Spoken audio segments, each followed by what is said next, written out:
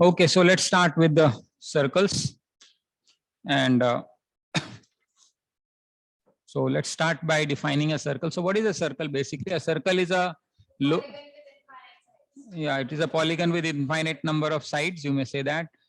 And it can also be called as a locus of a point equidistant from the given fixed point. So let us say there is a fixed point. This fixed point, the center distance is known as the center of the circle. The distance from the center of the circle is known as the radius.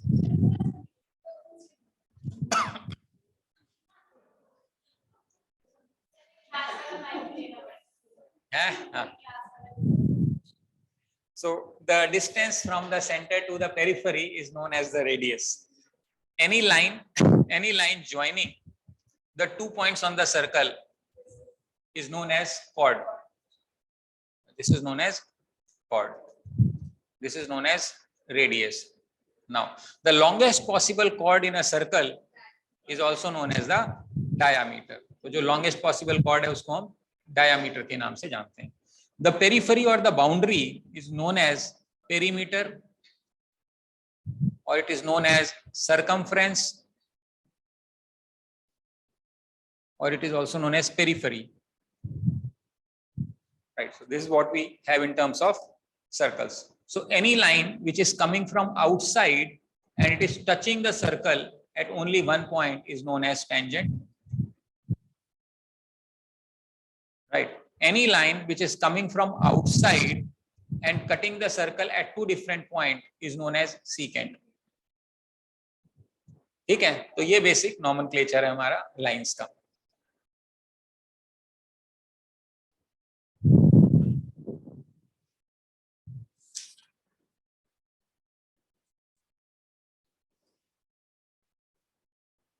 ठीक है. Then there is something known as an arc. For example, I have a circle. If I take 2 points on the circle AB, this is known as arc AB. इसको हम ऐसे represent करते हैं. चूंकि ये छोटा वैल्यू छोटा दिख रहा है तो हम इसको माइनर आर्क बोलते हैं. If you have to, क्योंकि AB ये भी हो सकता था, ये भी हो सकता था. So major arc is always represented in 3 alphabets. So major arc कैसे होता है? 3 अल्फाबेट में होता है. और माइनर आर्क कैसे होता है? 2 अल्फाबेट में होता है. इसको आर्क बोलते हैं. ठीक है. Then there is something known as measure of arc.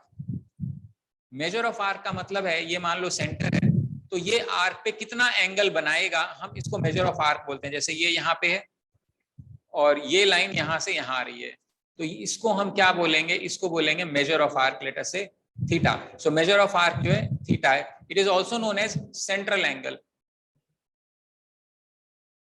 It is also known as central angle. ठीक है. Now the angle made by the arc at the periphery, is known as inscribed angle. This is known as inscribed angle. ठीक है. Once again ये नाम है central angle, inscribed angle, measure of arc, measure of minor arc है. inscribed जो periphery पे आता है वो inscribed है. इसको सेंट्रल एंगल बोलते हैं. ठीक है. This theta is central angle. It is also known as measure of arc. Clear है यहां तक? Now equal arcs will subtend equal angles. So equal arcs will subtend equal angles.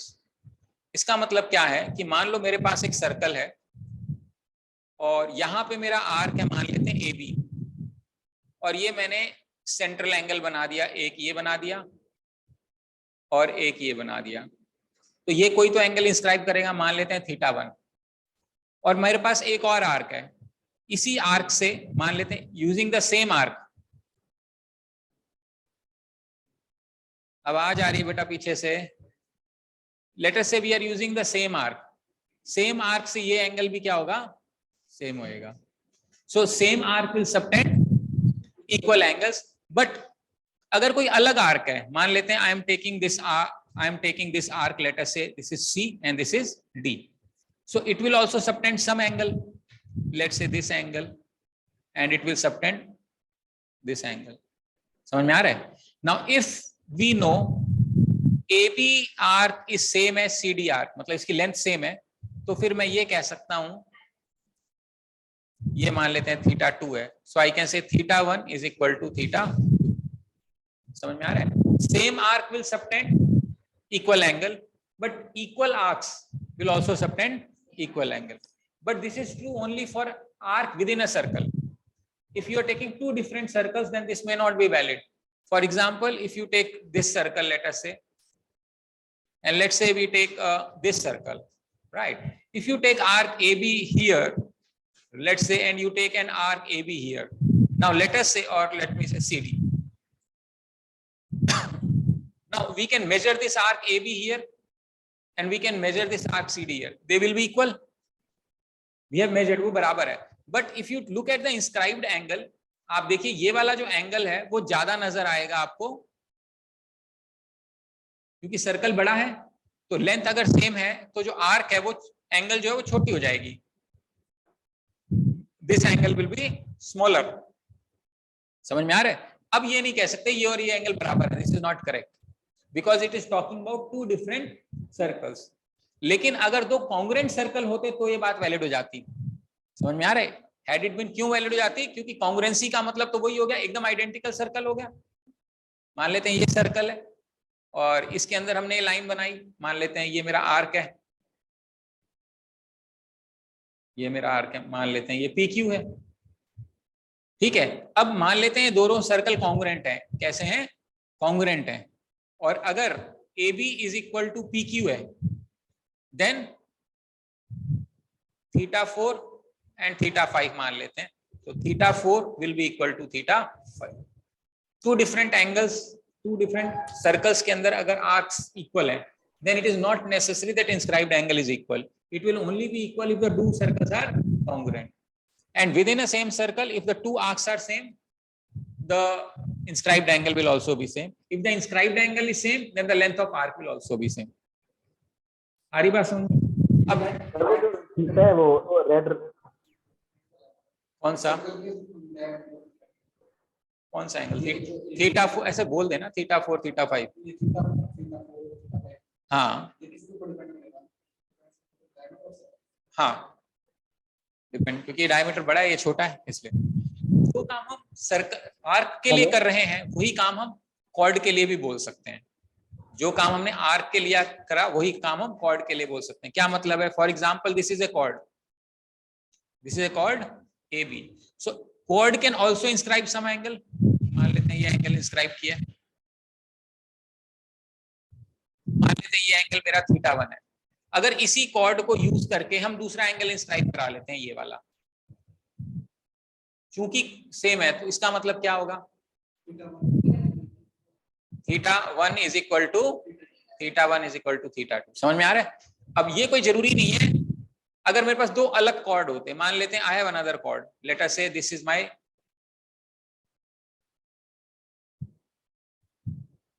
Late us say this is another chord, ये AB है, ये CD है, मान लेते हैं. ठीक है, अब ये CD एंगल इंस्क्राइब करेगा, मान लेते हैं ये. समझ में आ रहा है? मान लेते हैं θ3. Now if AB is equal to CD, then θ1 will be equal to θ3. That means equal chords will inscribe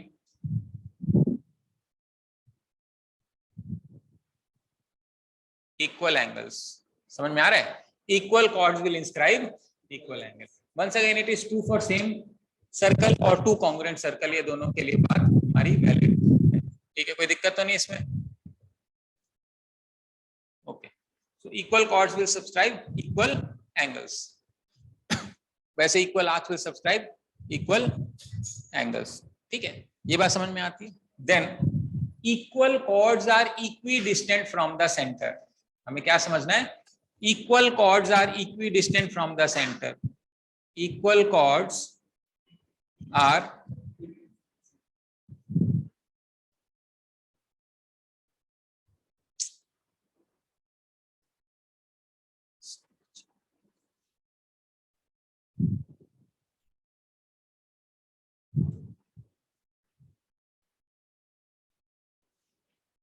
equi distance, centre नहीं बस इक्वी डिस्टेंस। क्या मतलब है इस बात का? इस बात का ये मतलब है कि मान लेते हैं ये मेरे पास एक सर्कल है, एक कॉर्ड मान लेते हैं ये है, और एक कॉर्ड मान लेते हैं ये है, ये मान लेते हैं PQ है, ये मान लेते हैं CD है।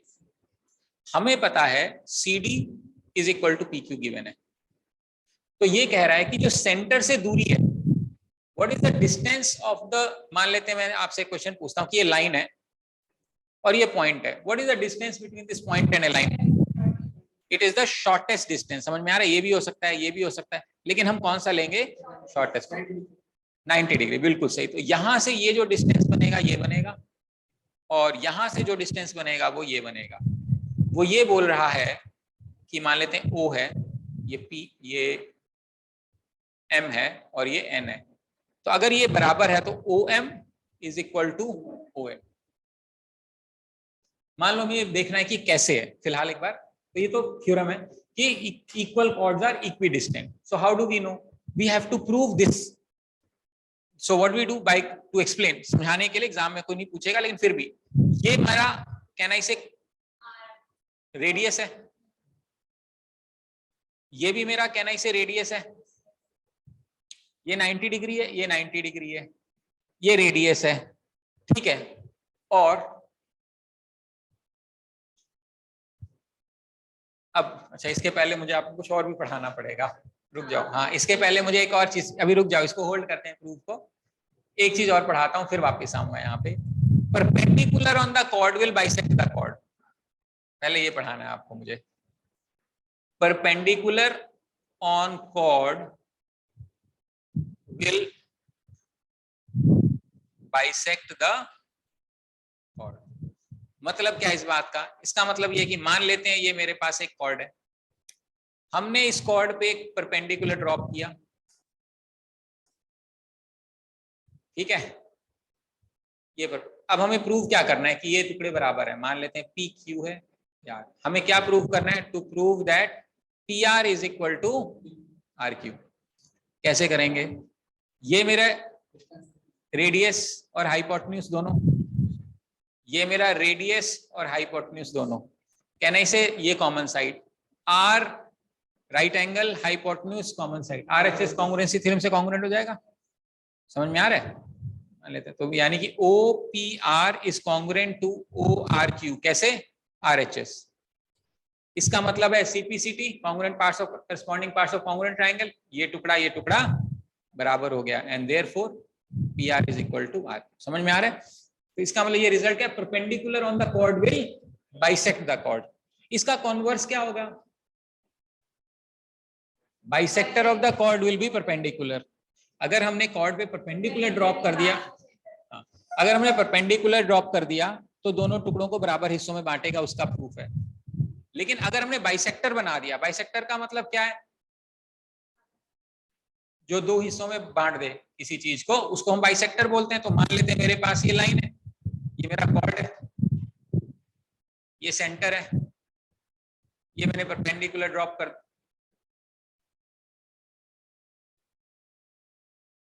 कई बार ऐसे फिक्स नहीं होता। चलो ये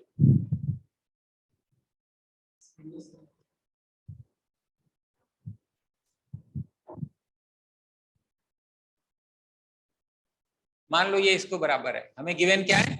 ये हमें बताना है कि bisector of the chord is perpendicular to the chord, ये बताना है, ठीक है। मतलब ये बाइसेक्टर गिवन है।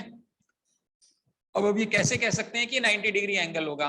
ये इसका कंस्ट्रक्शन बना रहा हूं, मैंने इनको ज्वाइन कर दिया। मान लो PQR है, ये O है, हमें गिवन है PR is equal to RQ, this is given. हमें प्रूव क्या करना है? To prove that angle ORP is equal to angle ORQ which is equal to 90 degree, यही प्रूव करना है। Now we know this is right, this is also hypotenuse, radius radius हो गया, ये कॉमन साइड हो गई, this is equal to this given है, दोनों ट्रायंगल कॉन्ग्रुएंट होंगे। कैसे? So congruent using SSS congruency theorem. इसका मतलब है ये मान लेते हैं जो angle O R P same as angle O R Q, क्यों? सीपीसीटी। एंड हमें ये भी पता है angle O R P plus angle O R Q is equal to 180 degree, linear pair. और इन दोनों को कंबाइन करेंगे तो इसका मतलब क्या है? Each angle is 90 degree and therefore we can say angle O R P is equal to angle O R Q is equal to 90। The question is solved. हाँ जी, समझ में आ रहा है? Congruency theorem, अगर 3 sides of a triangle is equal to 3 sides of other triangle, then the 2 triangles will be congruent. Congruent यानी एकदम identical. Side side side. क्या हुआ? सिर्फ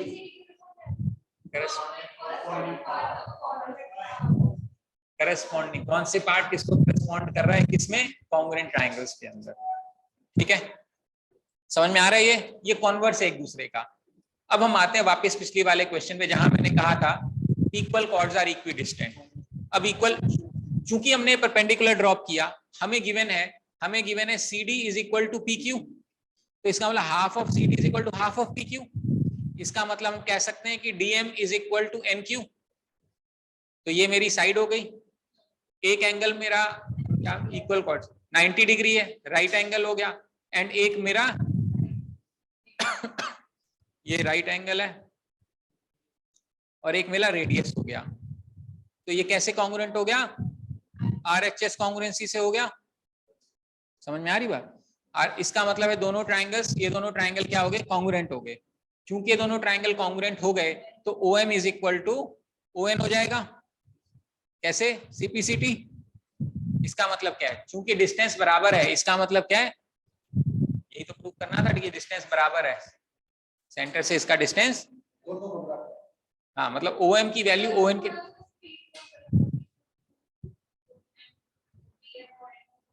यहाँ पे हमें देखिए पता है PQ की वैल्यू और CD की वैल्यू गिवन है, सेम है क्योंकि इक्वल कॉर्ड्स है। तो अगर आधा आधा करेंगे तो आधा आधा भी इक्वल होगा, आधा यानी NQ और MD इक्वल हो जाएगा। चूंकि ये डिस्टेंस है तो ये 90 डिग्री होना चाहिए, शॉर्टेस्ट ये भी 90 होना चाहिए। तो एक एंगल 90 90, ये इसका रेडियस है, तो रेडियस 90 एंड वन साइड, तो ये दोनों ट्राइंगल क्या हो गए? कॉन्ग्रुएंट हो गए। कॉन्ग्रुएंट हो गए तो ये वाली लेंथ इसके बराबर हो गई। अगर ये लेंथ बराबर हो गई, यही तो निकालना था कि डिस्टेंस बराबर है। ठीक है, तो हमारे पास प्रूफ क्या क्या चीजें आ गई? Equal chords are equidistant from the centre, perpendicular on the chord will bisect the chord, bisector of the chord will be perpendicular to the chord. No problems. और उसके पहले हमने देखा था equal arcs will be inscribed angle. ठीक है, same arc will, ये सारे एंगल्स बराबर होंगे। अगर एक कॉर्ड कई सारे एंगल इंस्क्राइब करी, all the angles will be. क्या चीज?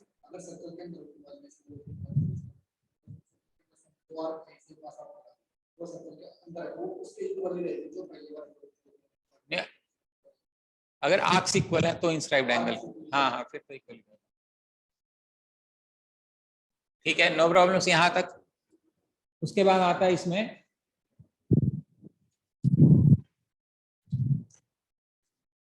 सेंट्रल एंगल इज, जो हम पिछली क्लास में कई लोग बोल रहे थे, central angle is twice the inscribed angle, या inscribed angle is half of central angle. क्या मतलब इस बात का? मान लेते हैं मेरे पास सर्कल है, ठीक है, ये मान लो मेरा सेंट्रल एंगल है,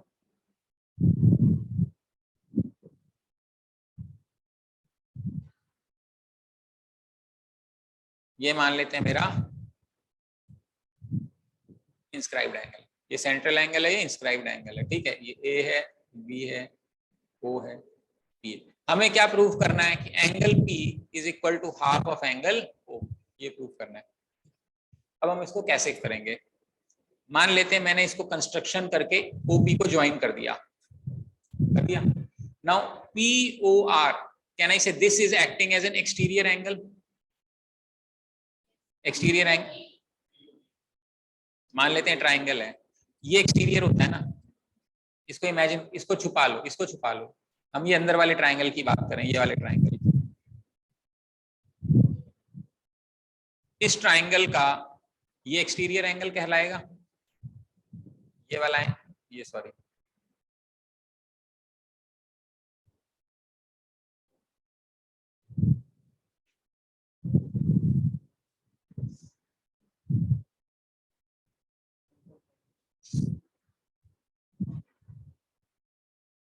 ठीक है। तो ये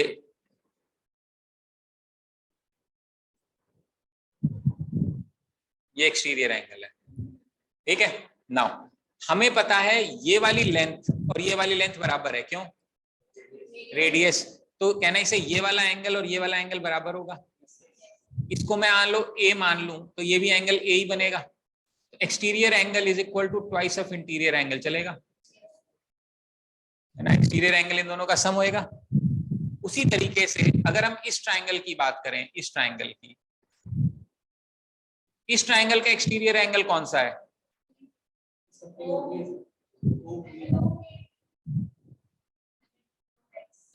हाँ, इसका एक्सटीरियर एंगल ये है। तो अगर ये एंगल बी है तो ये एंगल भी बी है, तो ये एंगल कितना हो जाएगा? 2b।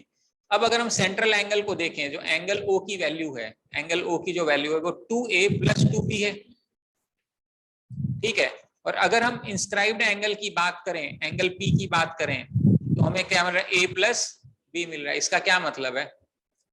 Angle O is equal to 2 times angle A + angle B। So angle O is equal to 2 times angle P। यही हम पढ़ते हैं, central angle is equal to twice the inscribed angle. Sir AA equal कैसे हुआ? Isosceles triangle बनेगा ना। एक isosceles triangle में जो साइड्स बराबर होती हैं उनके सामने वाला एंगल भी बराबर ही होता है। अब ये रेडियस है और ये रेडियस है, तो उसकी वजह से ये बन गया, ठीक। क्लियर है? Central angle is twice the inscribed angle, और I would say inscribed angle is half of central angle. कोई प्रॉब्लम नहीं है इसमें, ठीक है। हाँ भी स्पीड ठीक है, तो समझ में आ रहा है। बाद में बोले सर अच्छा तो था बट समझ नहीं आया। अब ऐसा ना बोलना, बस पहले बोल देना। इसके बाद आता है इसमें ऑल्टरनेट सेगमेंट थ्योरम आता है, ठीक है, हम वो और देख लेते हैं।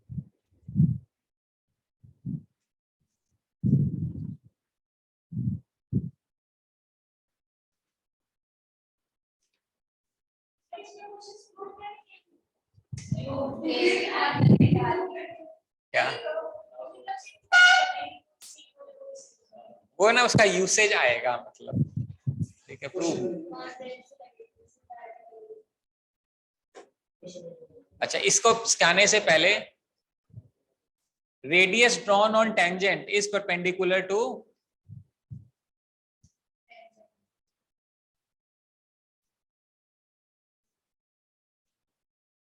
तो ये पहले बताता हूं,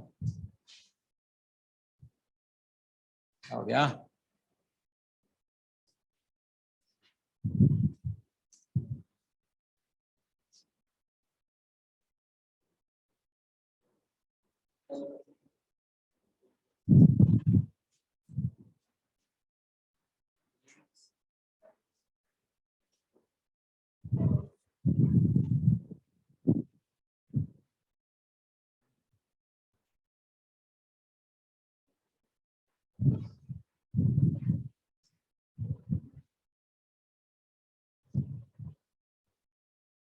इसका मतलब मान लो मेरे पास एक सर्कल है और मैंने एक टेंजेंट बनाया है, ठीक है। अगर मैं सेंटर से इस पे रेडियस बनाऊं, समझ में आ रहा है? तो ये जो पॉइंट ऑफ टेंजेंसी पे अगर ये रेडियस बनेगा तो ये हमेशा 90 डिग्री, ठीक है। Radius drawn on tangent will always be perpendicular to the, ठीक है। इसको हमें यूज करना पड़ेगा ऑल्टरनेट सेगमेंट थ्योरम। तो ऑल्टरनेट सेगमेंट थ्योरम क्या बोलता है? ऑल्टरनेट सेगमेंट थ्योरम बोलता है angle made by the chord with the tangent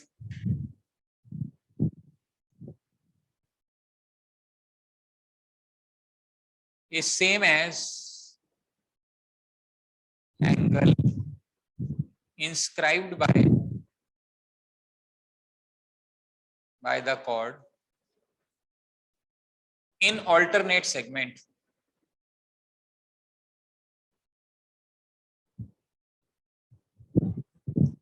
तो पहले समझते हैं ऑल्टरनेट सेगमेंट क्या होता है। फॉर एग्जाम्पल मेरे पास एक सर्कल है और मैंने यहां बनाया एक कॉर्ड, एक सेगमेंट ये और एक सेगमेंट ये, ठीक है। मान लो इस सेगमेंट को अगर मैंने कंसिडर किया तो इसको मैं इसका ऑल्टरनेट बोल दूंगा। समझ में आ रहा है? Line will divide the circle into two segments, ये एक सेगमेंट, ये एक सेगमेंट। अब इस क्वेश्चन का क्या मतलब है, क्वेश्चन क्या कहना चाहता है? क्वेश्चन ये कहना चाहता है कि मान लो मेरे पास एक सर्कल है, ठीक है। इस सर्कल से मान लो टच करता हुआ मेरे पास एक टेंजेंट है। इस टेंजेंट और इस पॉइंट ऑफ टेंजेंसी पे मैंने एक कॉर्ड बनाई है।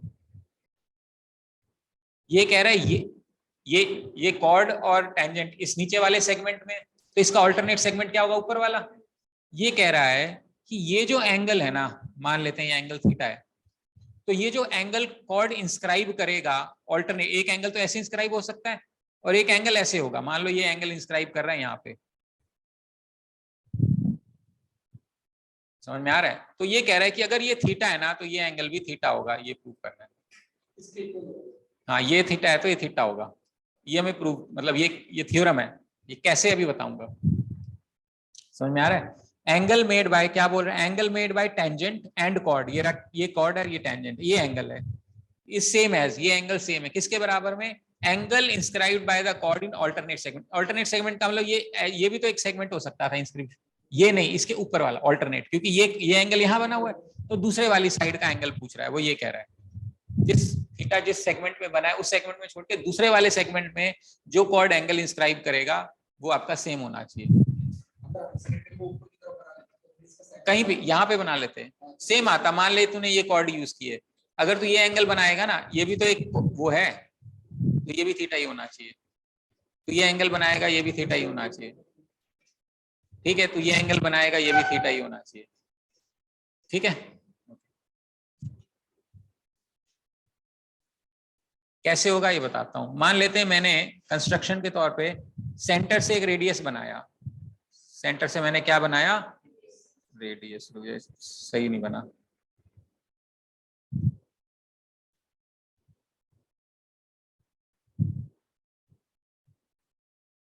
ठीक है। ये सेंटर है तो ये 90 डिग्री होगा पूरा, उसमें से ये पोर्शन थीटा है तो ये बचा हुआ पोर्शन कितना होगा? समझ में आ रहा है? ये बनेगा 90 माइनस थीटा, और ये रेडियस है। मान लो मैंने एक और रेडियस बनाया ये, तो कहना इसे, ये मान लो ए बी है, ओ ए और ओ बी दोनों रेडियस है, तो दोनों आइसोसेलेस ट्राइंगल हुए, तो जो एंगल यहाँ पे बनेगा वही एंगल यहाँ बनेगा। कितना बनेगा? ये भी। तो दो एंगल 90 माइनस थीटा है तो एंगल ओ की वैल्यू निकाल सकते हैं। एंगल ओ कितना होगा? 180 में से ये दोनों एंगल को माइनस कर दें, 90 minus theta plus 90 minus theta, यही करना पड़ेगा। तो कहना इसे ये 180 माइनस 180 प्लस 2 थीटा बनेगा, यानी एंगल ओ की वैल्यू कितनी हो गई? 2 थीटा। अब एंगल ओ 2 थीटा है तो ये इंस्क्राइब्ड एंगल है। अब ये भी पूरा था, inscribed angle is half of, तो इसका मतलब है एंगल पी इज इंस्क्राइब्ड,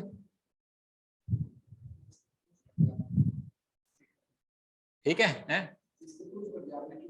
वो इक्वल है। हाँ हाँ, ये सब समझाने के लिए बस, ताकि ये थीटा क्यों है कैसे वो बता रहा हूँ, ठीक है। Inscribed angle which is half of angle O, समझ में आ रहा है? It is half of angle O, तो ये एंगल इसके बराबर हो गया, ये प्रूफ है, ठीक है। तो देयरफॉर दिस इज, हालांकि कोई पूछेगा नहीं लेकिन बस जस्ट इन केस, ये एंगल बराबर, ये हमारा ऑल्टरनेट सेगमेंट थ्योरम बोलते हैं।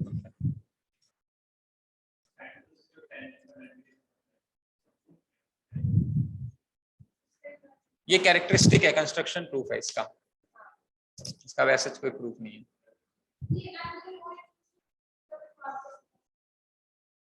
ये सेंट्रल एंगल 2 थीटा आ गया, ऊपर वाला एंगल इसका हाफ होगा, अभी भी ये पीछे वाली डेरिवेशन पूरी है, वो हम करना नहीं चाहते यहाँ पे, वो ये रिजल्ट है।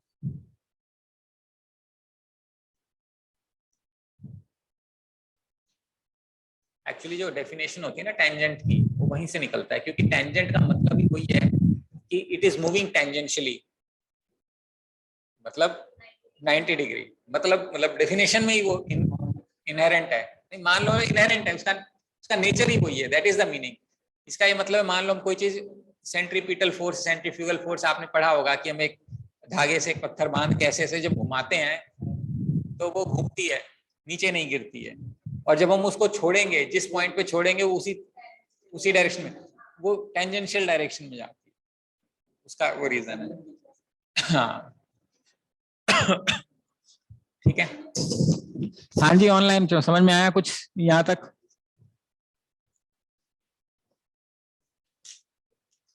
ठीक है, अच्छा, ओके। चलिए, अब मैं आपको थोड़ा सा लाइंस एंड सर्कल्स में थोड़ा और एक दो चीजें बता देता हूं।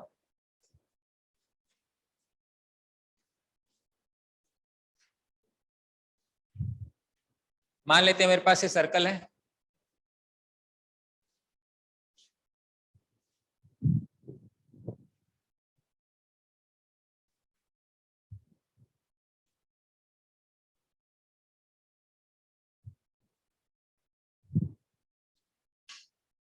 PA into PB is equal to PC into PD।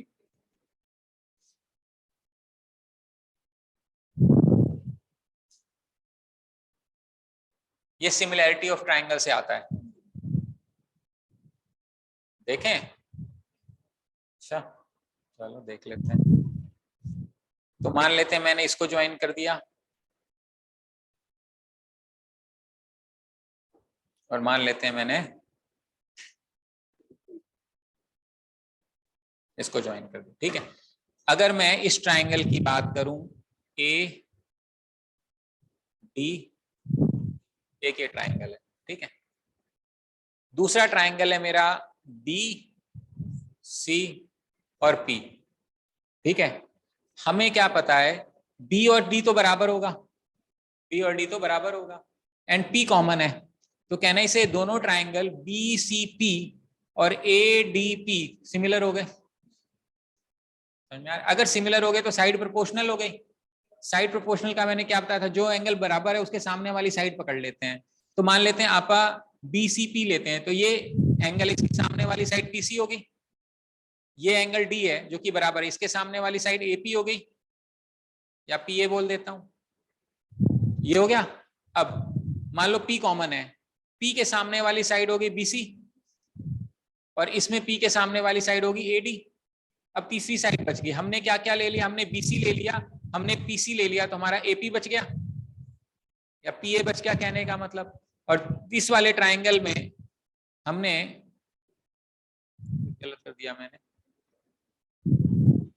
PD होना चाहिए था ना, ये PD है ना, ए,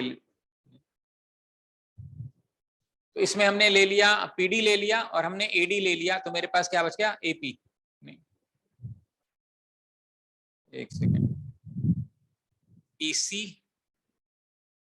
इसके सामने हमने लिया PC, और इसके सामने लिया PA, PA ही है, PA ही है, PA ही है। हमने ऊपर लिया ना, इसके सामने हमने ले लिया PC, और इसके सामने इसके सामने हमने ले लिया AP, ठीक है, क्लियर है। सेकंड वाला हमने इसके सामने हमने ले लिया BC, और इसके सामने हम ले ले AD, ठीक है।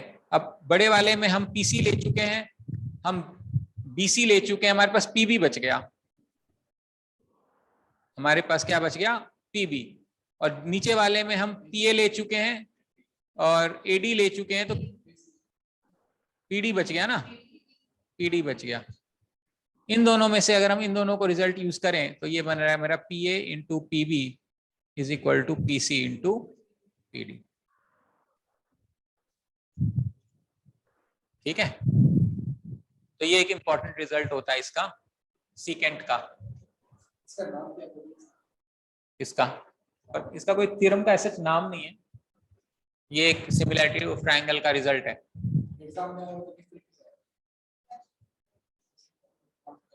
क्वेश्चन ये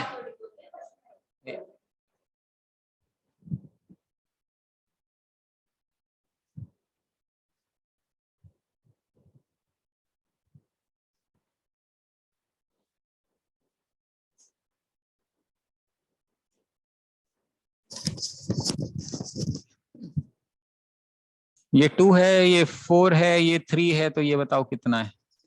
हेलो, हाँ यश बोलो। समझ नहीं आया? ओके,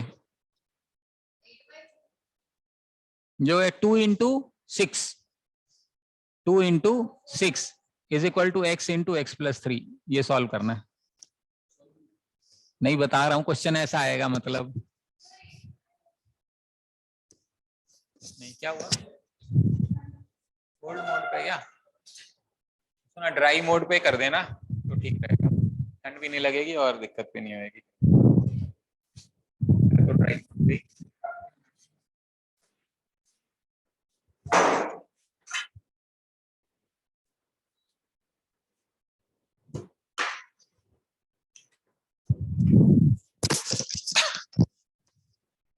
इसमें ना बच्चे, मैं जो कह रहा हूं, मैं कह रहा हूं कि मान लो ये हटा देते हैं हम, ये कॉर्ड्स हैं, ये है ठीक है। पीए इंटू पीबी की वैल्यू पीसी इंटू पीडी होगा। ये रिजल्ट है, ये याद रखना है। ये रिजल्ट आया कैसे? ये रिजल्ट प्रूव करके आया, सिमिलैरिटी प्रूव करके आया।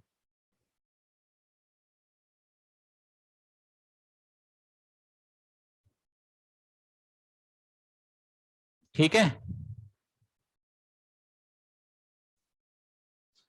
प्रूव वाला समझ में नहीं आया? अच्छा,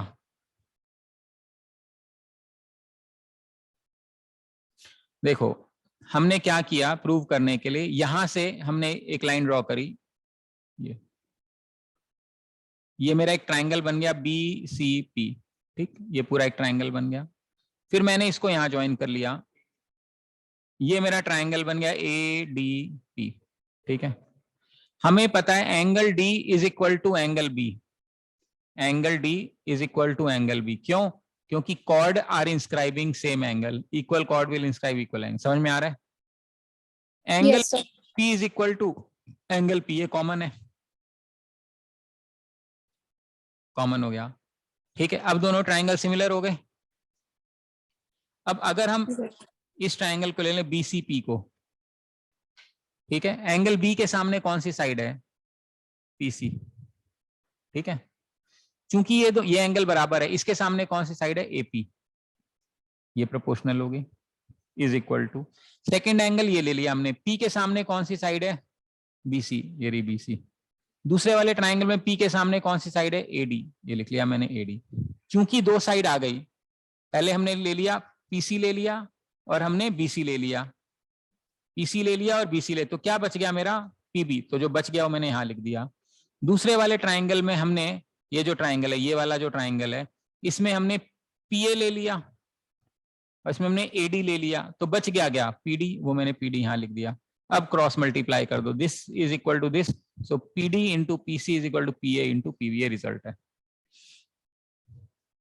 ठीक है,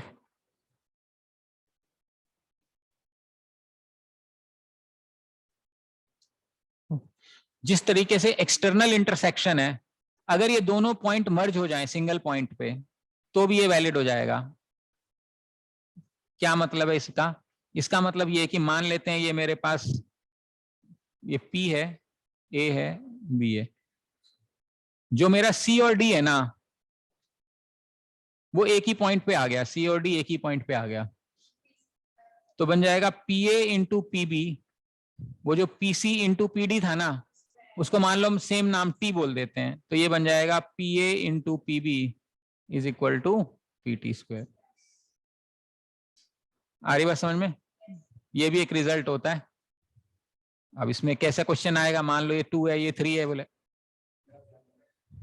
देख, मैं कह रहा हूं ये जो लाइन है सी और डी वाली, ये पीडी लाइन है, इसको लाइन को नीचे नीचे लाते जाएं। मान लो इस लाइन को थोड़ा नीचे ले आए, तो सी और डी क्लोज हो जाएगा। इस लाइन को और नीचे ले आए, एकदम टेंजेंट पे आ जाएगा, सी और डी मिक्स होके सिंगल पॉइंट हो जाएगा। इसको मैंने टी बोल दिया, सी और डी खत्म हो गए, ये रिजल्ट आ गया, P A into P V is equal to P T square. है क्या चीज? सी और डी को मैंने टी बोल दिया। नहीं नहीं नहीं, नहीं। पीसी की जगह मैं पीटी लिख दूं, क्योंकि सी और टी, डी की जगह में पीटी लिख दूं, ये पीटी स्क्वायर हो गया। ठीक है, तो ये बन जाएगा PA into PB is equal to, ठीक है। अब ये जो इंटरसेक्शन ऑफ लाइंस थी, ये बाहर इंटरसेक्ट कर रही थी, लेकिन अगर ये अंदर इंटरसेक्ट कर रही होती तो क्या होता। मान लेते हैं मेरे पास सर्कल है,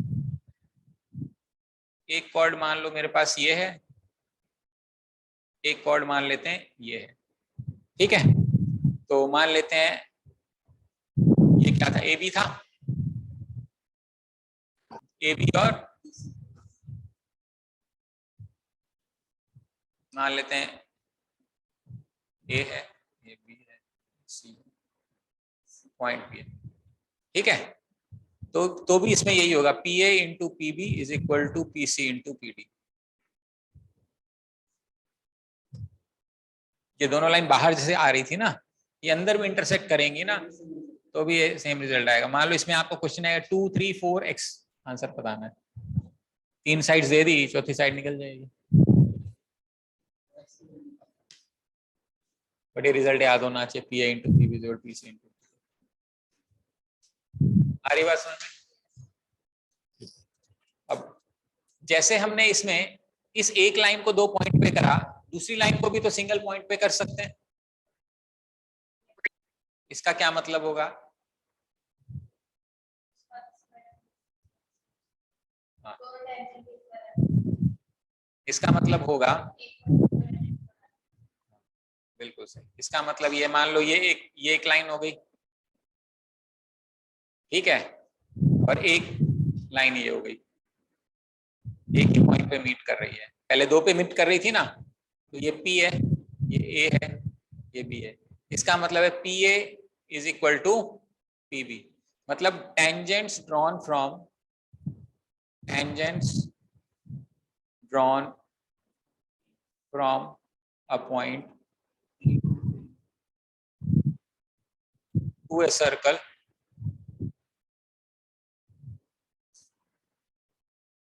आर इक्वल, यानी ये टेंजेंट इसके बराबर ऑन टू,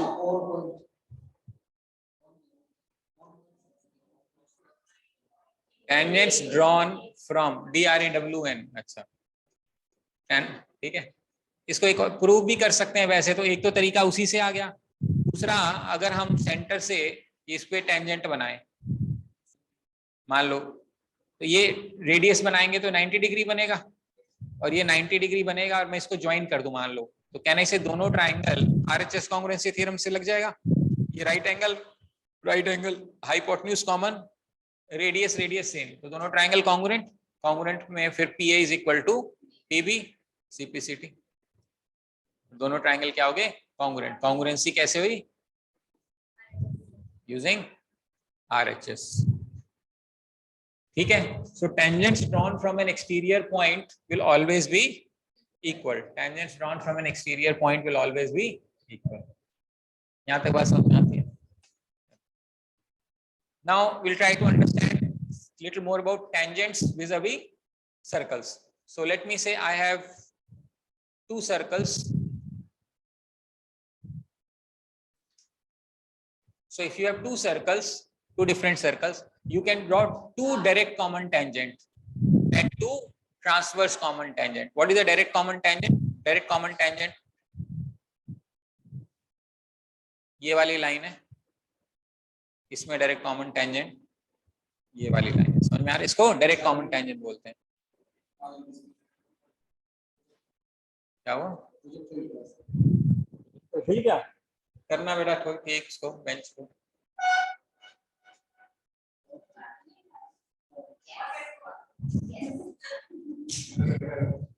ठीक है, ये डायरेक्ट कॉमन टेंजेंट है। ऐसे ही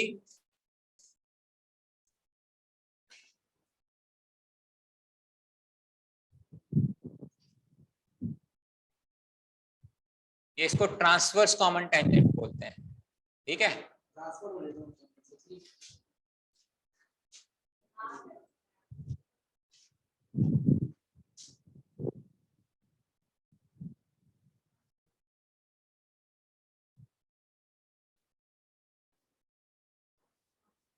ठीक है, तो ये जो डी ये है डायरेक्ट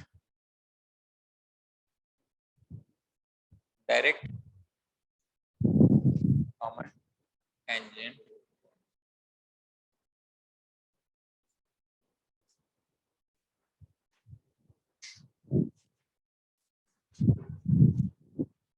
ये ट्रांसवर्स कॉमन टेंजेंट। ठीक है, ये मान लेते हैं इसका सेंटर है C1 C2, तो जो डायरेक्ट कॉमन टेंजेंट की लेंथ होती है वो थी under root of C1 C2 का whole square minus R1 minus R2 का होल स्क्वायर। R1 R2 क्या है? R1 इसका रेडियस है और R2 इसका रेडियस है। ठीक है, ये ट्रांसवर्स कॉमन टेंजेंट बनेगा under root of C1 C2 का whole square minus R1 plus R2 का होल स्क्वायर। ये समझ में आ रहा है कैसे बनेगा? ये बनाना है या समझ में आ रहा है कुछ कुछ? मान लेते हैं डायरेक्ट कॉमन टेंजेंट है, I am just trying to help. मान लेते हैं ये इस पे 90 डिग्री बनेगा, ये R1 है, ये इस पे 90 डिग्री बनेगा, ये R2 है। ठीक है, C1 C2 का मतलब इन दोनों के बीच का जो डिस्टेंस होता है। अब मान लेते हैं मैंने इसको ये बना दिया,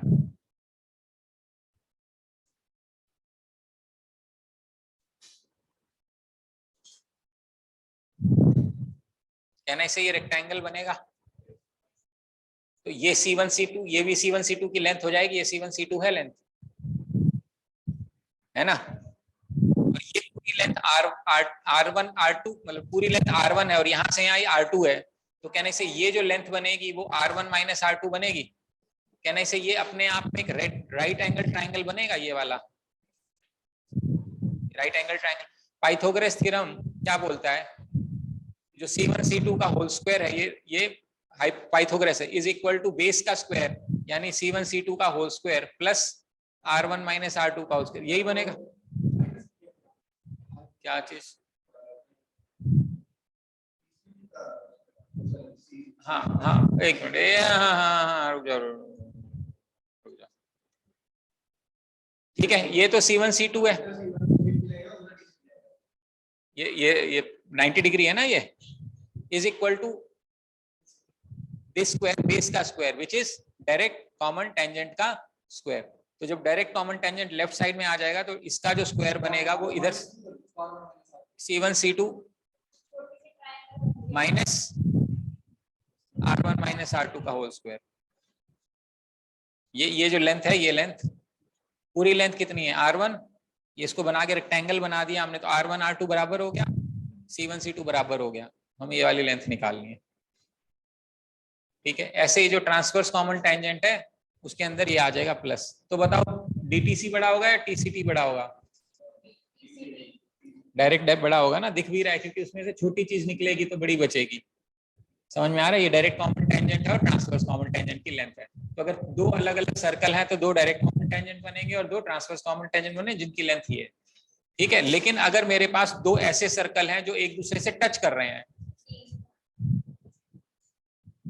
मान लेते हैं हमारे पास कुछ ऐसे सर्कल हैं जो एक दूसरे से टच कर रहे हैं, इसमें क्या बनेगा?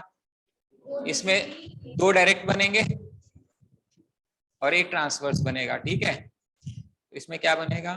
ये इस केस में दो डायरेक्ट कॉमन टेंजेंट बनेंगे और एक ट्रांसवर्स कॉमन टेंजेंट बनेगा अगर ये टच कर रहे हैं तो। लेकिन अगर मेरे पास दो सर्कल्स हैं such that they are intersecting each other, so let's say they are intersecting each other, तो इसके अंदर क्या बनेगा? इसके अंदर मेरे पास दो डायरेक्ट बनेंगे। क्या हुआ, स्पीड बढ़ गई क्या? कुछ मैसेज आ गया?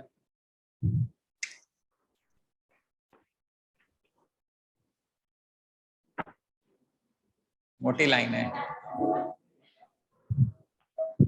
सर। R1 माइनस R2 बताना। ओके, इसमें अभी बताता हूं। दो डायरेक्ट कॉमन टेंजेंट है and zero transverse common tangent है। ठीक है, और अगर मेरा सर्कल एक दूसरे के अंदर है मतलब इंटरनली टचिंग है, ठीक है, तो इसमें क्या बनेगा? One direct common tangent, zero transverse common tangent. और अगर मेरे दो सर्कल हैं जो कि कॉन्सेंट्रिक हैं, एक यहाँ पे है और एक इसके अंदर है, तो 0 डायरेक्ट कॉमन टेंजेंट बनेगा और 0 ट्रांसवर्स कॉमन टेंजेंट बनेगा। ठीक है, अब यश तुम्हें ये समझा देता हूं, ये वाला जो तुम पूछ रहे हो R1 माइनस R2, देखिए ये दोनों डायरेक्ट कॉमन टेंजेंट हमने कनेक्ट कर दिया। ठीक है, ये रेडियस है, इस पे 90 डिग्री बनाएगा, ये इस पे 90 डिग्री बनाएगा। Yes sir. मैंने ये लाइन इसके पैरेलल बनाई है, इसके पैरेलल बनाई है, तो ये ठीक है, और ये इसके पैरेलल ये बनाई है। रेडियस हो गई। तो ये दोनों, ये जो फिगर है ये रेक्टेंगल हो गई, ये R2 Yes, है, sir. तो ये लेंथ भी R2 बनेगी। कहां से कहां तक R2 बनेगी? यहां ये से इस यहां point तक तक। R2 बनेगी। Yes sir. और R1 कितनी है? ये वाली लेंथ है। तो ये जो टुकड़ा है ये कैसे निकालोगे? इस पूरे टुकड़े में से जो कि R1 है उसमें से अगर मैं ये छोटा वाला टुकड़ा माइनस करूं तो ये बचेगा, ये R1 R2 है। हाँ यश बोलो। आ गया सर समझ में। आ गया, चलो very good.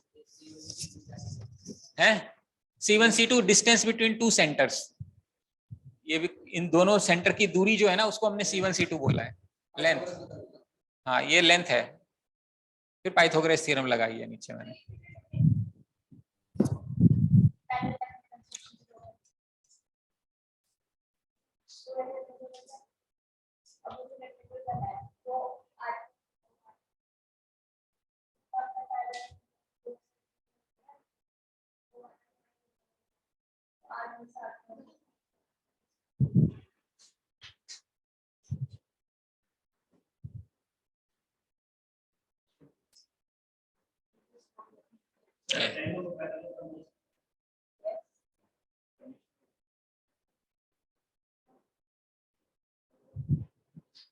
Now, even if you not make it rectangle, even if you make it a parallelogram, even then this thing is valid. मतलब अगर आप कह रहे हो कि भाई ये कोई जरूरी नहीं है कि सीधा है, लेकिन ये 90 डिग्री तो होगा ही क्योंकि वो टेंजेंट है। तो अगर तिरछा भी होगा तो इसको पैरेललोग्राम भी मानोगे तो ये लेंथ तो C1 C2 ही बनेगी और ये लेंथ R1 माइनस R2 बनेगा, 90 डिग्री बनेगा ही बनेगा, तो पैरेललोग्राम तो बनेगा ही बनेगा। ठीक है,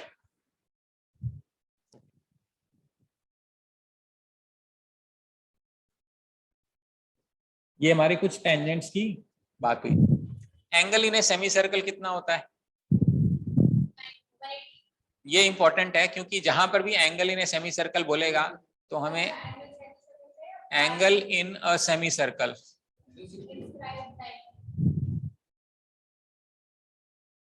मान लेते हैं मेरे पास सर्कल है। हाँ जी महक बोलो। मान लो हमने ये एंगल बनाया, ये सेमी सर्कल है, मान लेते हैं सेंटर था मेरा, ये सेमी सर्कल बनेगा 90 डिग्री। क्यों? क्योंकि यहाँ पे कितना है 180, तो इंस्क्राइब कितना होगा हाफ, काम चल जाएगा। मान लो ये ऐसे है, ये ऐसे है, सेंटर पे 180, ये कितना हो गया इसका हाफ, काम चल गया। ठीक है, क्लियर है? Angle in a semi circle is 90 degree, हमेशा ध्यान रखना, इंपॉर्टेंट बात है। कोई दिक्कत तो नहीं यहाँ तक? नो। अभी हम सर्कल पे ही कंटिन्यू करते हैं एक बार थोड़ा सा। मान लेते हैं ये क्लियर है? यहां तक कैरेक्टरिस्टिक समझ में आ गई, सर्कल की प्रॉपर्टीज? ठीक, अब इतनी सारी किताब में नहीं दी हुई है बाय द वे, देख लेना ध्यान से। ठीक है, जस्ट सो लेट अस से आई हैव ए सर्कल। इस सर्कल से जो ये डिस्टेंस हम बोलते हैं, इसको हमने क्या बोला था? इसको बोलते हैं हमने रेडियस, इसको हम रेडियस बोलते हैं और पूरी लेंथ को डायमीटर बोलते हैं। ठीक है, तो इसका जो पेरिफेरी होता है इसको हम सर्कमफ्रेंस के नाम से जानते हैं, जिसका फॉर्मूला होता है 2πr। वैसे इसका अगर एरिया होता है तो हम इसको बोलते हैं πr²। नाउ मान लेते हैं मैंने एक आर्क ले लिया AB which is making an angle theta at the center। क्या ले लिया? एक आर्क ले लिया जो कि एंगल कितना बना रही है? थीटा। मुझे सिर्फ आर्क AB की लेंथ चाहिए मान लेते हैं, तो कैसे निकालेंगे? छोटी वाली AB कैसे? देखो पूरे सर्कल में कितने डिग्री होते हैं? तो अगर 360 डिग्री का हम पेरीमीटर निकालते हैं तो बनता है 2πr, है ना? अगर हमें थीटा वाला पोर्शन ही निकालना है तो यूनिटरी मेथड लगा सकते हैं। कितना बनेगा? Theta into 2πr divided by 360। तो इसका जो आर्क का लेंथ है, यानी ये जो लेंथ है ये बनेगी थीटा पोर्शन चाहिए मुझे, थीटा पोर्शन चाहिए किस में से, पूरे में से 360 में से, उसका क्या चाहिए 2 पाई आर। इसको लेंथ ऑफ माइनर आर्क बोलते हैं। ये क्या है, लेंथ ऑफ माइनर आर्क।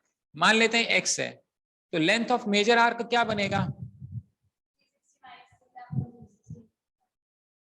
अब अगर ये थीटा है तो ये बचा हुआ एंगल कितना होना चाहिए 360 माइनस थीटा।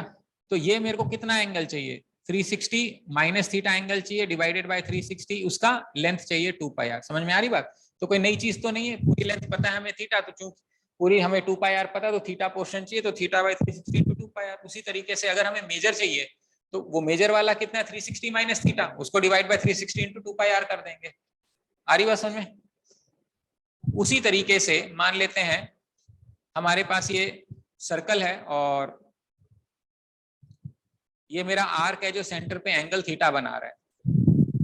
तो जब हम इसकी बात करते हैं तो it will divide my circle into 2 portion known as sectors. इसको हम बोलते हैं सेक्टर। क्योंकि ये छोटा है तो हम इसको क्या बोलते हैं, माइनर सेक्टर। तो मेरा क्या बन गया, माइनर सेक्टर। अब मुझे मान लो सिर्फ माइनर सेक्टर का एरिया निकालना है। पूरे ट्रायंगल सर्कल का एरिया हमें पता है कितना होता है पाई आर, और पूरे सर्कल में 360 डिग्री होता है। अगर 360 डिग्री का एरिया पाई आर स्क्वायर है तो थीटा का एरिया कितना होगा। तो एक तरीका तो ये theta upon 360 into pi are square. और अगर हमें मेजर आर्क चाहिए, एक तरीका है कि सर्कल के एरिया में से, पूरे सर्कल में से ये माइनस कर दूं तो भी आ जाएगा। लेकिन दूसरा तरीका ये है कि ये वाला एंगल मेरा कितना है 360 माइनस थीटा, तो ये मेरा है एरिया, मान लेते हैं माइनर था, ये माइनर सेक्टर था। तो अगर मुझे 360 minus theta upon 360 into pi are square करूंगा तो ये मेरा बनेगा एरिया ऑफ मेजर सेक्टर। समझ में आ रहा है, ये क्या बनेगा मेरा एरिया ऑफ मेजर सेक्टर। गंदा लग रहा है, इसको पेंट कर दूंगा पूरा। ठीक है, नो प्रॉब्लम्स। ओके, उसी तरीके से जिस तरीके से सेक्टर बनता है मेरा, उसी तरीके से क्या बनता है, सेगमेंट भी बनता है। सेगमेंट क्या होता है, मान लेते हैं मेरे पास एक सर्कल है और मैंने एक कॉर्ड बनाई, so it will divide my circle into 2 parts. So this is known as minor segment and this will be known as major segment. Now we need to find out area of this minor segment. So let us say it is making angle of theta at the center. हमें क्या चाहिए, हमें ये वाला portion चाहिए। तो कहने से सेक्टर माइनस ट्राइंगल का एरिया काम चल जाएगा। मान लेते हैं रेडियस है, सेक्टर में से ट्राइंगल माइनस कर दूं तो सेगमेंट आ जाएगा। अब सेक्टर का एरिया हमें पता है theta upon 360 into pi are square है, उसमें से मुझे एरिया माइनस करना है। एरिया बनेगा half are square sine theta. ये शायद मैंने ट्राइंगल करते समय बताया होगा, नहीं ये रह गया था। ट्राइंगल्स में भी मेंसुरेशन में बताना है। अच्छा, अभी बताया नहीं। ओके, कोई नहीं, ये हम करेंगे। ट्राइंगल का एरिया कैसे निकलता है, ट्राइंगल का area half into product of the two sides multiplied by sine of angle between them. यानी कि मान लो ये थीटा है तो हाफ इनटू ये वाली लेंथ इंटू ये वाली length into sine of angle between them, तो ये बनता है माइनर सेगमेंट। समझ में आ रही बात। हाँ, ये फॉर्मूला ऑफ ट्राइंगल का, एरिया ऑफ ट्राइंगल का फॉर्मूला है half into product of two side into sine of angle between them. तो हमने पूरे सेगमेंट में से, ठीक है, हमने क्या माइनस कर दिया, ट्राइंगल माइनस कर दिया। ऐसे ही अगर मुझे मेजर सेगमेंट चाहिए तो एक तरीका तो ये है कि मैं पूरे ट्राइंगल में से इसको माइनस कर दूं। दूसरा तरीका ये है कि ये वाला सेक्टर का एरिया प्लस ट्राइंगल का एरिया ले लूं। तो अगर मैं सेक्टर का एरिया लेता हूं तो ये बनता है 360 minus theta upon 360 into pi are square, plus area of triangle लेना पड़ेगा half are square sine theta, and that is the area of major segment. हमारी बात समझ में। तो sector plus triangle major segment बनेगा, sector minus triangle minor segment बनेगा। इस तरीके से हम इसका सेगमेंट का एरिया भी निकाल सकते हैं। ठीक है, फिर हमें सेगमेंट का पेरीमीटर निकालना है। मान लो हमें क्या करना है, सेगमेंट का पेरीमीटर निकालना है। तो मान लेते हैं हमने इसको लिया,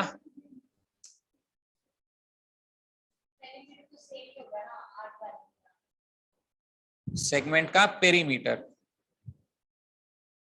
अब पेरीमीटर जो सेगमेंट का बनेगा, एक तो ये बनेगा ये वाली लेंथ, लेकिन ये वाली लेंथ भी तो बनेगी, ये वाली लेंथ, ठीक है। तो जो नीचे वाली कर्वेचर वाली लेंथ है ये तो हमें पता ही है, मान लो ए बी है, ये तो आर्क ए बी हो गया ना, ये कितना बनेगा थीटा अपॉन 360 इंटू 2πr, ये तो ठीक है। अब हमें इस ट्राइंगल की ये लेंथ निकालनी है। इस ट्राइंगल की लेंथ कैसे निकालेंगे, मैं एक बार ये समझा देता हूँ अलग से। मान लो हमें ये लेंथ निकालनी है, ये मेरे पास O है, ये मेरे पास R है, ये मेरे पास R है। मैं क्या करता हूं, मैं यहां से एक परपेंडिकुलर ड्रॉप करता हूं। क्योंकि ये आइसोसेलेस ट्राइंगल है, ये परपेंडिकुलर भी होगा और ये बाइसेक्ट भी करेगा। मान लेते हैं इसकी लेंथ A, इसकी लेंथ A। हमें लेंथ कितनी चाहिए, basically I am searching for 2a।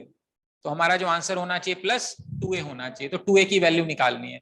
अब 2a की वैल्यू कैसे निकाल सकते हैं, पूरा एंगल थीटा है तो ये वाला एंगल बनेगा थीटा बाय 2 और ये वाला एंगल भी बनेगा थीटा बाय 2।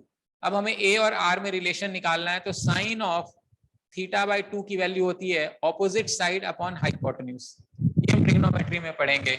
इसका मतलब a की वैल्यू जो बनेगी cross multiply r sine of theta by 2, लेकिन चूंकि हमें 2a चाहिए तो हम 2 मल्टीप्लाई कर देंगे तो 2r साइन थीटा बाय 2। तो यहाँ पे मेरा आंसर बन जाएगा 2r sine of theta by 2। This is nothing but perimeter of, क्या है, perimeter of minor segment. Minor है ना, हरे वाला नीचे, ठीक है। तो ये मेरा है पेरीमीटर ऑफ माइनर सेगमेंट। अगर मुझे पेरीमीटर ऑफ मेजर सेगमेंट चाहिए मान लेते हैं, तो क्या करोगे, पेरीमीटर ऑफ मेजर सेगमेंट। इतना तो हमें पता है मेजर सेगमेंट क्या बनेगा, ये एक तो ये वाला बनेगा और फिर ये वाली लाइन बनेगी दोबारा, है ना। तो मेजर सेगमेंट का पहले तो ब्लू ये वाला करेंगे तो ये बनेगा 360 minus theta upon 360 into 2πr plus ये 2a बनेगा। 2a की वैल्यू हमें पता है 2r sine of theta by 2। हाँ जी बताइए, कोई कुछ कह रहा था। सर साइन थीटा तो परपेंडिकुलर अपॉन हाइपोटेन्यूज नहीं होता? नहीं, ऑपोजिट साइड होती है। बेस अपॉन हाइपोटेन्यूज नहीं, उसको परपेंडिकुलर ही बोलते हैं ना। देखो ये थीटा है तो इसको बेस बोलोगी। मान लो OP है, OP will act as base, so this will A will act as perpendicular. वही है परपेंडिकुलर बाय हाइपोटेन्यूज जो तुम बोलना चाह रहे हो। बट OP परपेंडिकुलर नहीं होगा बेटा, ये बेस है ना, जिसके ऊपर ये ट्रायंगल, किसके ऊपर, अच्छा। जिसके ऊपर ट्रायंगल का सपोर्ट होता है। जैसे ये सपोर्ट है तो जिसपे सपोर्ट होता है उसी को बेस बोलते हैं। ओके सर, ठीक है। सर ये साइन ऑफ थीटा क्या है? साइन ऑफ थीटा क्या है, ये एक रेशियो होती है बेटा। ये हम ट्रिग्नोमेट्री में देखेंगे। Sine theta is a ratio, it is a ratio of what, in a right angle triangle the ratio of opposite side, जिसको ये अभी परपेंडिकुलर बोल रही है मैं, उसका वैल्यू डिवाइडेड बाय हाइपोटेन्यूज की वैल्यू को हम साइन थीटा के नाम से जानते हैं। Okay sir.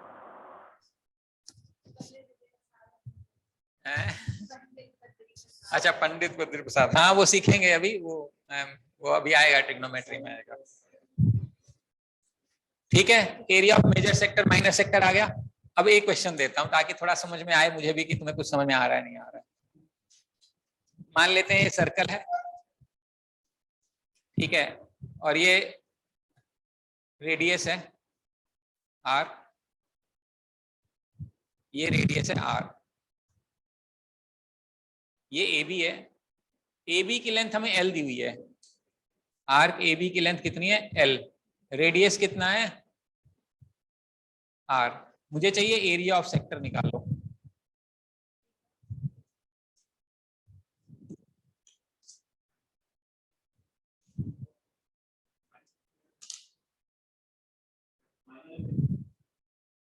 Minor,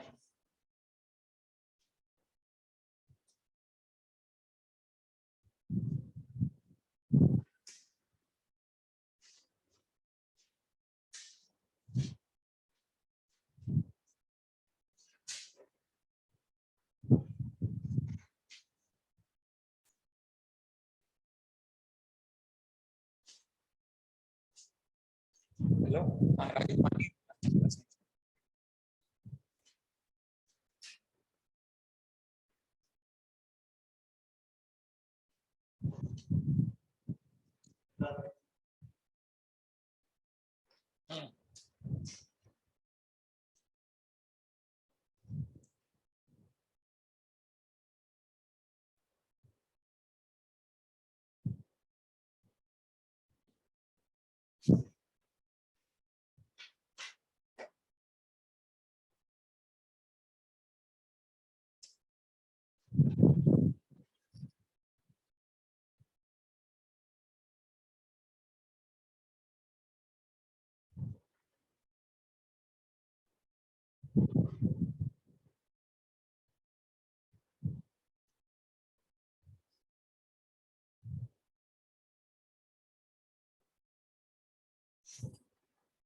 sir RL divided by बनी 2. बात?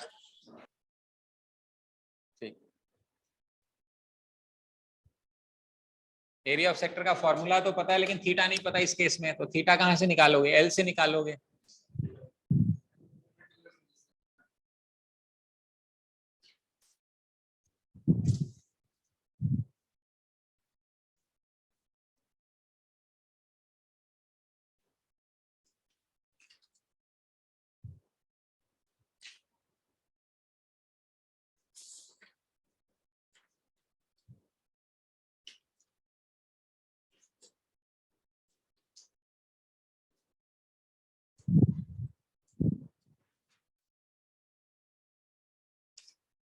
कल आपकी क्लास है? कल कौन सा दिन है? कल क्लास है। फ्राइडे?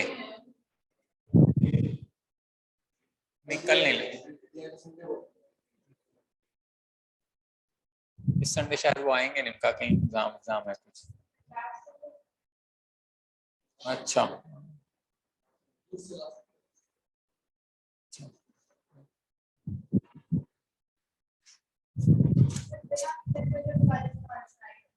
हाँ ऑब्वियसली आएगा। थीटा तो दिया ही ना। एरिया ऑफ सेक्टर होता है theta by 360 into pi are square, यही होता है। लेकिन थीटा बाय 360 की वैल्यू तो पता नहीं, तो गलत हो जाएगा। लेकिन हमें दिया एल की वैल्यू दे रखी है। एल कितना है? Theta by 360 into 2 pi r. तो अपन क्या करेंगे, यहाँ से theta by 360 can be taken as L upon 2 pi r. अब ये जो वैल्यू है इसको हम इस वैल्यू से रिप्लेस कर सकते हैं, तो मेरा आंसर कितना हो जाएगा? L by 2 pi r into pi are square. R से आर जाएगा, पाई से पाई जाएगा, क्या बचेगा मेरे पास? L upon L r upon 2, तो ये बन जाएगा हाफ एल आर। ये फॉर्मूला भी होता है बेसिकली, L और R दिया हो तो फॉर्मूला बन जाएगा हाफ एल आर। ठीक है, इस तरीके से हम इसको सॉल्व कर सकते हैं।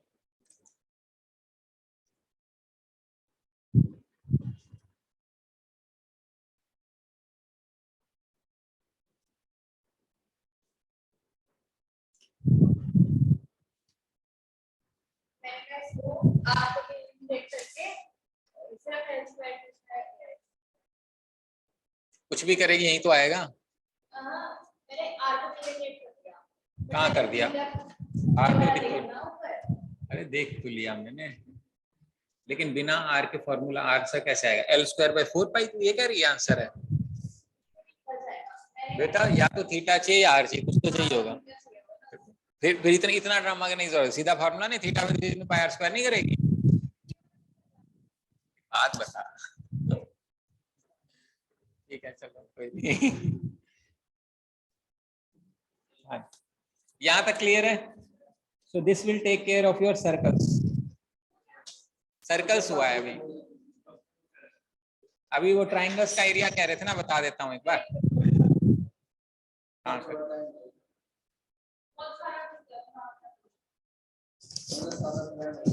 हाँ जी ऑनलाइन समझ में आया यहाँ तक?